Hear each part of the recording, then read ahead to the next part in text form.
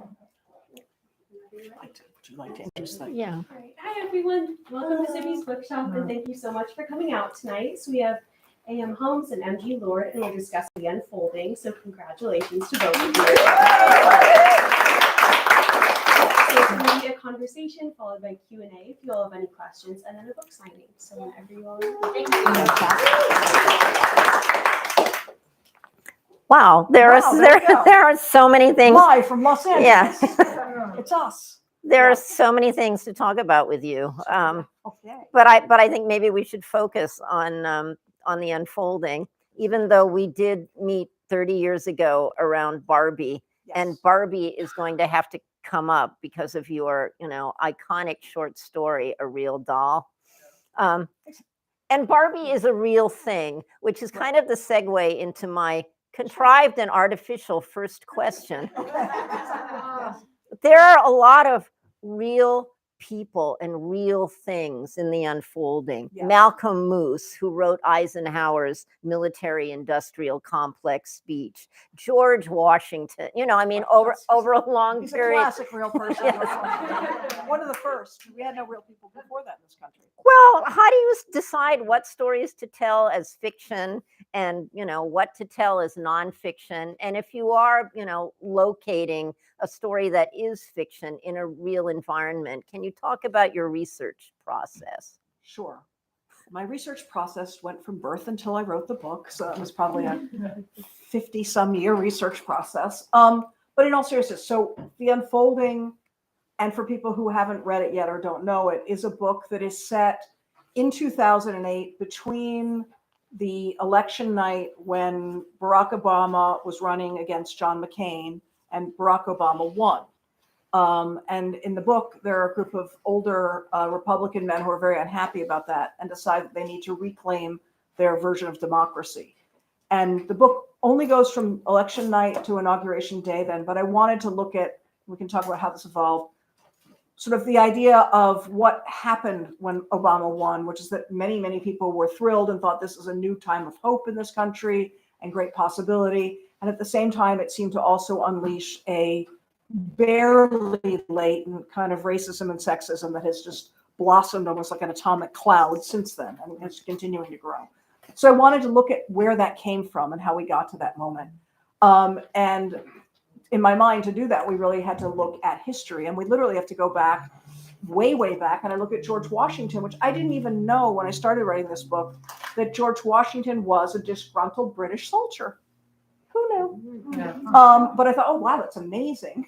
Because that also talks about the way in which the British soldiers that were already in the United States were paid less than those who were coming over, and he wanted a raise just to be equal. And they said no. And then he became our George Washington and fought the fight, which is kind of fascinating in the way that all things can change.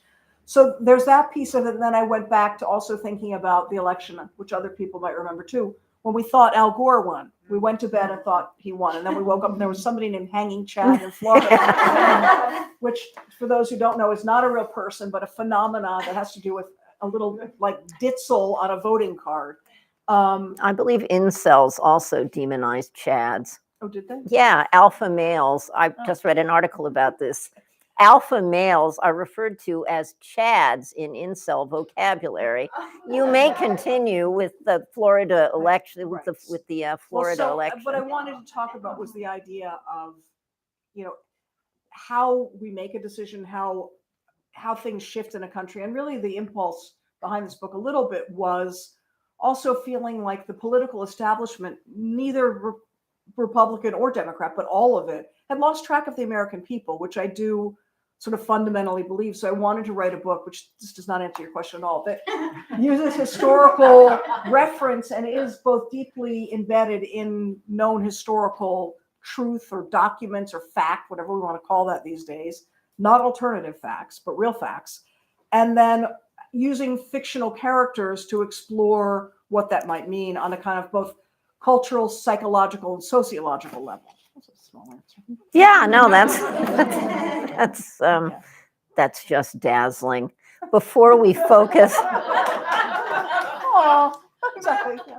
before we focus more deeply on the research that you did, Yes. because I think the way some aspects of this book dovetail with your life and your Mhm. own memoir. Sure. There's another big thing that kind of, I think, hangs over your entire career, Uh-oh. which is, well, no, it's just, Could be anything. There's so many things that hang over my entire career. Yeah. maybe hangover is an injudicious word, but I mean, your first novel, Jack, is, according to the American Library Association, one of the most banned and challenged, most frequently banned and challenged books since 1989. Well, I mean, you don't shy from controversial issues, but there's also this eerie prescience. I point out also, for anybody wanting an older book, Music for Torching came out. Music for Torching dealt with a school shooting and pub date. Right. It Yeah. ends with the school. It ends with a school. Yes. Yeah. Well, I wrecked that, but Okay, yeah. but it's so, but it actually, wrecking it is really what's going to sell this thing, because astonishingly, The pub date was the day of college. yeah, it was April 20th, Yeah. 1999. And then was you? Somebody said to me, "Did you do that?" I was like, "I did not do that." But I think that I the may have idea- I accused think you of did. that, because that's, we've been friends a long time, and yeah, I think you did. well, Um, I think you did it again with this book, because did. 10 years ago, long before January 6th, yeah. long before January 6th, basically the unfolding deals with the possible, forecast that, and then it gets us right up to that. yeah. I mean, Yeah. how do you do this, and what should we be worried about now? Well, I'm very worried, very scared.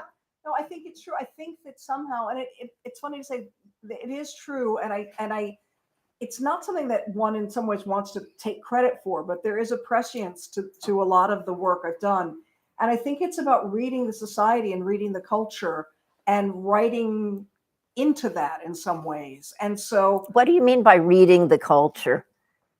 being conscious, paying attention to the world around us. I think, things happen. Like I remember when Columbine happened, and a lot of people were saying, well, I didn't want to interfere with my child's private life. What is parenting if not interfering with your child's private life? But the awareness of, like, if you see something, say something. If you're aware, if something is not working well in your family and in your life, you need to pay attention to it. And I think one of the things that book also talks about is a kind of, baby boomer parent who is so self-involved and so obsessed with themselves that they don't notice actually what's happening. I'm not saying, I don't think that's the root of school shootings at this point. I think there's so many other wacky things happening that are so worrisome. And then with this, I really did feel way far out, like something was happening and there really was a disconnect. And so I wanted to sort of explore that. And I do have this weird habit of picking what I would describe as the least likely character to explore something, like the Barbie story. Yeah. Instead of just having a girl playing with Barbie, it's about a boy who's dating his sister's Barbie, which is uncommon, but apparently not so uncommon, I found out from then all the letters and things. Yeah. Well, I'm not going to give away the end of that story. Please don't. No, that I'm not going. It's interesting, though, that you brought up parenting. Yeah. Because, The Unfolding is an ambitious political novel, but it also deals in a really intimate way about the relationship between mothers and daughters, fathers and daughters, Yeah. parents. Can you talk about what you were Sure. aiming for with this, Right. and how those two types of stories, the intimate story and the big public important story, come together? Yeah. So there's a couple of ways I would want to talk about that if I had myself together. So one is that in the world of fiction writing, right? Historically, men have written the large social scale novel. So that would be the story of The Unfolding, that's about these men who decide they need to reclaim their version of democracy. And women have been tasked with writing the small domestic novel, which was sort of the kitchen story or the interior story. And I wanted to do both. So I really wanted to write this large political landscape. And within that, the other sort of smaller, intimate domestic that relates to this man and his family. And so in the story, the man who's known as the big guy, which is not, people are, is that supposed to be Trump? I'm like, no, it's just the big guy, which we all know, the big guy, who is the guy who doesn't know how big he is. He doesn't know how much space he occupies. He's a little tone deaf. He thinks, he's great. And then it turns out he might not be.